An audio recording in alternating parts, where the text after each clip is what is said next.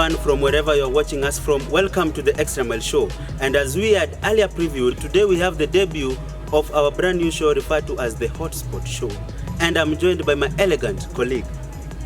Oh, babe, you're looking dazzling. Oh, you too, thank you. So, the dawn of Hotspot is here. And in the studios we ain't alone, we have our guest star. First one being Caleb Marenga, who is the analyst and also was the speaker of Senate in Zimbabwe University. At the same time, Stephen Combo, who is the opinion mover, is here. He is also a leader in various departments in Zimbabwe University. And remember to get the whole show. It's happening on our social media handles. That is the YouTube, Facebook, Instagram, and also Twitter at the Extra Mile. Temperatures are rising in the Hotspot studio as we're going to dissect the issues affecting the education sector in Broadways. Welcome to the show.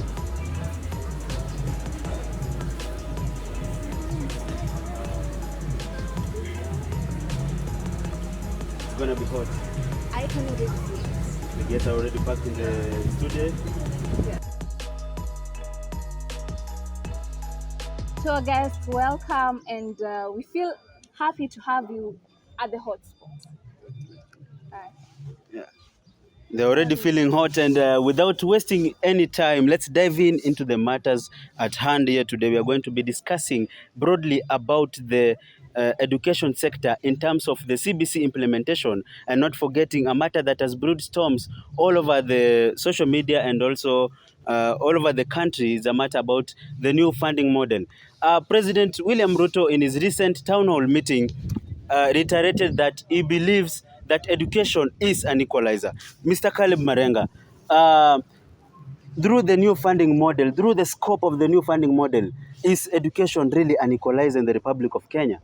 Thank you so much. Thank you so much. When you talk about equality, you must base your question on many matters that you're talking about. Because when you talk about the new funding model, you cannot see the equalization. Because in words we are seeing equalization, but in reality there is no equalization. Yeah. When you focus on the poverty, the way they have produced a sketch about that funding model, you can see there is a vulnerable, there is extremely needy, and the able students. But these students, to identify them, it has become a challenge to equalize them. We cannot equalize them on the basis of finance. Because on the basis of finance, some people who are rich, they're benefiting finance which are not for them. So but they're already in bands. They're already placed in bands. So it's not really bring equalization, because we are not seeing them equalizing these things to them. But because after all, you see the help loan, it is increasing. Somebody who is vulnerable is getting, I was calculating here, the student like in Kibab University, somebody who is like in a school of business is getting, the fees is 180,000. And these students who are vulnerable has been allocated a help loan of 25%.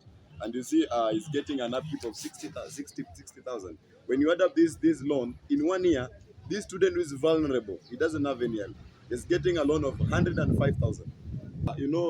This finance of 105,000 is a very huge amount loan to a student who is vulnerable, as compared to the old funding model that I'm using, that we have provided a loan of 40,000. These students, if after campus, he can get finance and pay this amount. But this new funding model is forcing a very huge debt to the students who are vulnerable, as compared to the students who are able to pay loans. Thank you so much, Caleb. So, Combo, according to Caleb, he has said that the funding model is not bringing equalization. Do you really support that? Or according to you, who's also in the system, do you see like that's the truth? Or how is it favoring you as a student? Okay. So thank you. For me, I'm not supporting Caleb, because education is an equalizer. Because first of all, for you to come into the university, you meet people from diverse backgrounds, diverse schools, from those who are in boarding, in day schools, but you are here. So what I can say that this funding model, it's an equalizer. It has equalized. In fact, for you, when you come from a richer background, you will be placed in band 4. You find that you are in band 4. Like, let me take my case. We have some people who are paying 40,000, and somebody in band one is paying 5,000 shillings. So for fee. Yeah. Then this means that this vulnerable person is eligible to pay this 5,000. But somebody who's paying 40,000, this means that this person comes from a richer background. So he is eligible also to pay 40,000. So I think the government has brought the equality that we, the vulnerable people, wanted to be employed in the university sector. But now, Mr. Combo, we have students that are undergoing very expensive courses in the university, like those undergoing medicine, taking medicine courses, pharmacy, name it. Yeah, expensive, the premium courses in the university. So now you find that some of these students come from per se technologically illiterate backgrounds. Yes. And when they are applying for these kind of loans, you say that you are going to use the means testing instrument, which is a technological algorithm for determining the amount of loans that are going to be awarded to particular students. But now, considering the background of these students, they may not be able to answer the questions correctly. So basically, the merit of the students is being determined through an exam that is done through the computer. Is it a fair and equitable method that can be used to determine the amount of loans? Surely. I guess it is because let me begin by nursing. For the case nursing students, let me say they are paying 60,000. Somebody in band one, that's a vulnerable person. This is 60,000. Then somebody in band four will pay around two. Let me just approximate 200,000. This is somebody who is well off. You find that this person who's paying 60,000, parent, although is a peasant, but she or he can find some alternatives. We have this CDF applications. We have these government, let me say, county applications. We have these things that will help this person who is coming from a poor background to at least sustain his or her being in the university. I think it's doable. A parent can afford this 60,000 because he or she knows that my student is pursuing a course which requires a higher fees. But hold that point, Mr. Combo. Yes. Mr. Marenga, Yes. he is arguing that that we can seek for other sources of funding.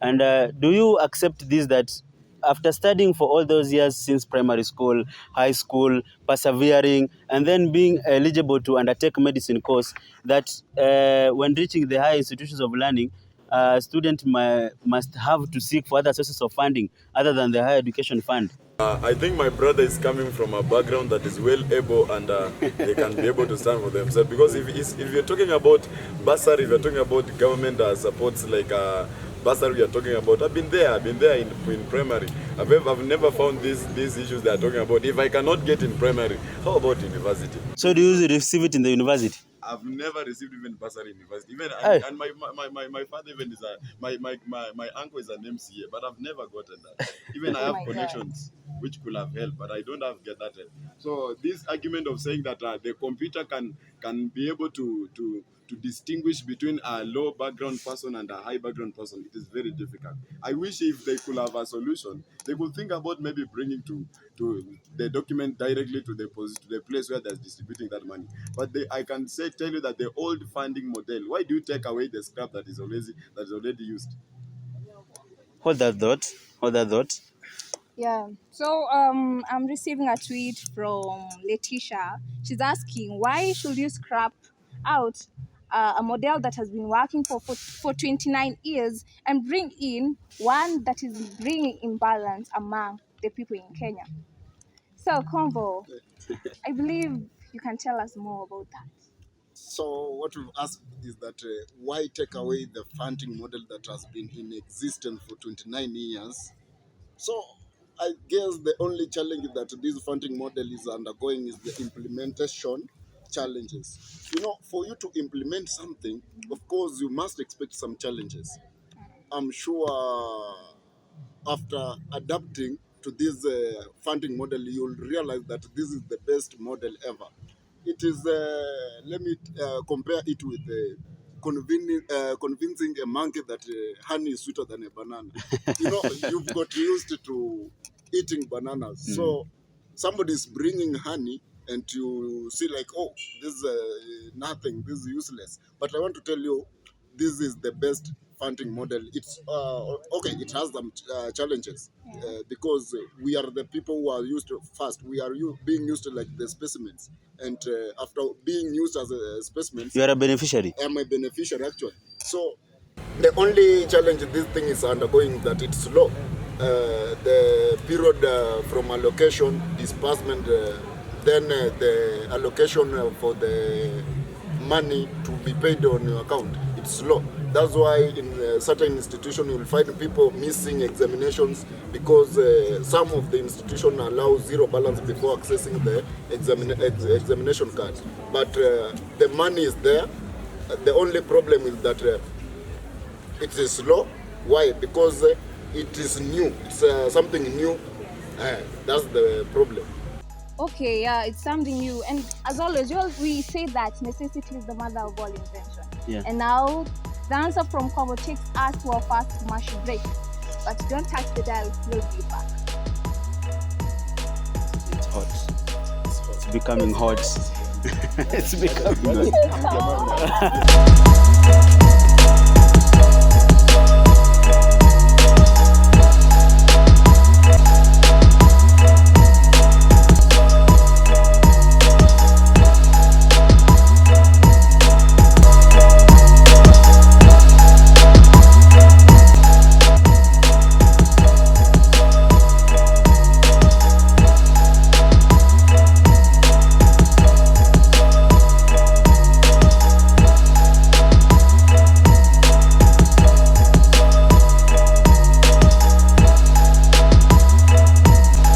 Welcome back to the show. The guests have already taken the hot seat and temperatures are already rising in the hotspot studio.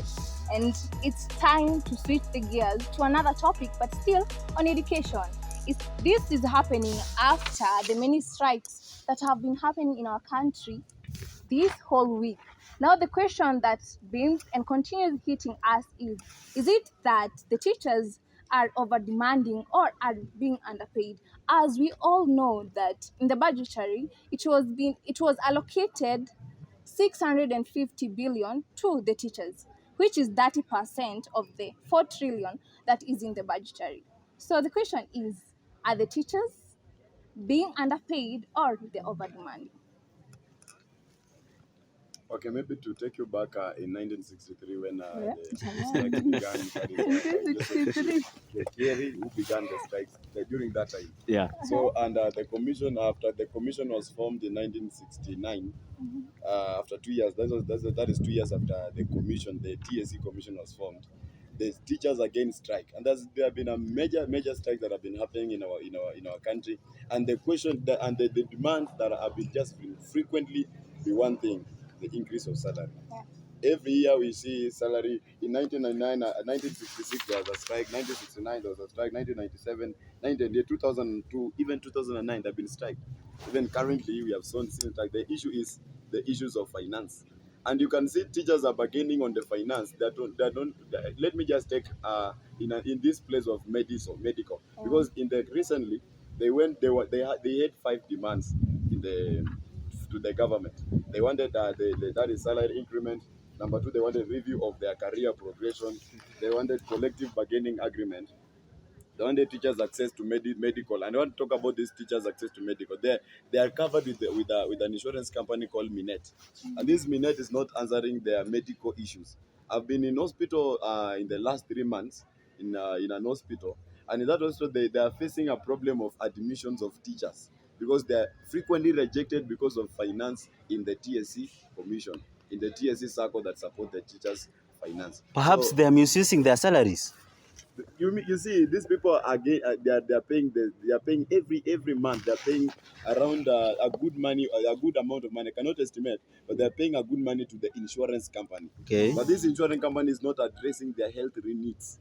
Some teachers are really suffering in admission. Somebody is suffering a chronic disease, but they cannot be admitted because the funding that is released to the to the insurance company called Minet, it is not enough to cater for their medication. But why engage in other insurance companies when you can just cancel a subscription? This is the demand that the teachers are demanding into our country. They are demanding that, but the TSE and the government officials are not ready to So stand. they don't want the insurance. So the problem is that the negotiation with the TSC, with the insurance company, with other the relevant organizations, so that they can handle these issues of medical, because teachers are really demanding that if we are paying this such amount of money in the insurance company, why are we denied in our accessing our health care? You see, so this is causing them that let us now, if you're paying less amount to our insurance company, increase our salary and allow us even to apply in other insurance like Madison Insurance, good insurance which can help us to access medical insurance such as ICUs, NICU, and other high medical insurance. So, Yes. Combo, do you think that the government took a hasty decision to introduce the CBC from the 844 instead of looking into what the teachers want? Okay, first of all, CBC. I'll again say that CBC is the best curriculum ever. The only problem the CBC modeler is facing is the again implementation challenges, because removing 844 system to adapt this CBC is not something easy. It was something that was supposed to be planned, so that these people can come up with a real plan, so that when they want to tell you that now that we want to bring this, they could have brought it with all the facilities. I've been a teacher. This long holiday, I've been at home. I've been seeing how people have been suffering. A teacher sending a pupil to go home with the assignment. They wanted the parents to help the kids. What if the parent is illiterate? Well, some of our parents never went to school. Yeah. So these are some of the challenges that people are facing, or rather the pupils are facing back at home there. The other thing is that the curriculum is good, because this curriculum is teaching the skills that is required for job opportunities outside there. So you find that some pupils are given the opportunity to channel, or rather to specify on the area they want, the area they've been dreaming for, the area they have been yearning for, in such a way that if you are a footballer, you can just go to the field. Unlike our times, whereby we were forced to memorize. It's 844. It was a memorization academic program, so that in such a way that if you don't have that capability of memorizing what a teacher has told you, then you are a failure in life. You are a failure. So, but this one, you have the practical skills. We have the projects. Then the other thing this CBC curriculum has brought is that it has increased the engagement of the pupils. You find these pupils, like in my class, they were 42. So the 42, we have a group of 5, and these people, they work on the projects despite the fact that they are 42, but they will be interacting with each other. This increase the connectivity, that bonding, that is it called community building or what? So it brings that interaction between a student. Unlike our days, once you know that you are bright, somebody coming to consult from you will see yourself that no, go and consult from the teacher. No. But nowadays you don't know. But you know, we're not saying that the whole curriculum maybe is maybe difficult to achieve, or maybe not fitting. But what we are raising, maybe what we are asking, is that did the government rush into implementing CBC other than considering the needs of the teachers? Maybe they should have first made the teachers feel comfortable and then start moving a notch higher, maybe so that they can implement the CBC. Remember the JSS teachers were already on strike previously? Yes. Yeah, until when they had to sit on the same table as with the government. I don't know if we don't have any confirmation whether an agreement was reached. So they are still in transit, waiting for solution. Then, out of the blues, 26th June, we have teachers from high schools striking. So what is going on? Did we rush into implementing the CBC and forgot about the teachers? Okay, maybe I can assist my brother maybe to answer that question, because I was thinking about when I was thinking about CBC, I thought about India. In India, when you talk about when you see in in India, these people at least they have understood well about implementing this CBC, and if we can use it in our country, it can be the best idea that can really help us to leverage on the matters of education. But what is the problem? Because in India, What is the problem? in India, they realize a kid at home level before he come to school. Like at the home level, you see what your kid usually do. Sometimes maybe when I was young, I used to for example, nilikuwa napenda kuharibu radio kabisa. I could destroy the whole radio, then I could rebuild it again. So if they could have realized at the home level, when they're bringing me to school, they are telling teachers that this child, this is the problem, this is the what he always like. So if you can use that one, it can reduce more task of identifications of children, of identification of careers in school, therefore reducing more work to the teachers. And the second thing I want to answer you, the question you have said, the rushing time of implementing CBC. Yes, they can be in a place of rushing time, but they should consider about, if they are considering the students, they should also consider teachers.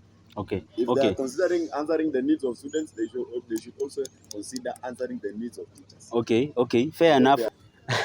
Fair enough. I hope that you are not advertising for the insurance companies earlier. Because I'm just talking about an example. Okay, fair enough. Article 30 of the Constitution advocates for public participation when making key decisions in matters concerning, maybe, for example, the new funding model, the CBC implementation. And we also saw that previously in the Finance Bill 2024 that was consequently dropped by the president from the parliament.